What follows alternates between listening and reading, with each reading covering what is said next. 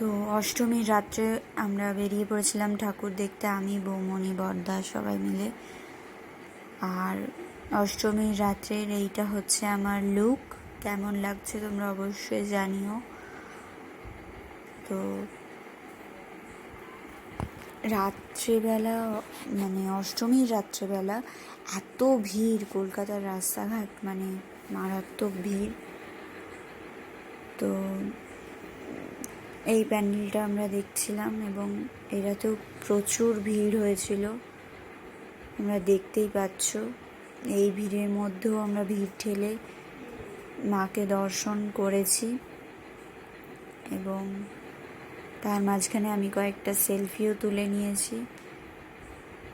তো তারপর আরেকটা প্যান্ডেলে গেছি এবং এই প্যান্ডেলটাও খুব ভালো করেছিল। দেখো মারাত্মক ভিড়, এত ভিড়। তো আর অষ্টমীর রাত বলে কথা, ভিড় তো হবেই, কি আর করা যাবে। ভিড় ঠেলে প্যান্ডেলের ভেতর ঢুকে মায়ের দর্শন করে তারপর আমরা বেরিয়েছিলাম। প্যান্ডেলটা অসাধারণ করেছিল এবং লাইটিংগুলো খুব ভালো করেছে, অসাধারণ। তো তারপর আমরা কিছু খাওয়া দাওয়া করে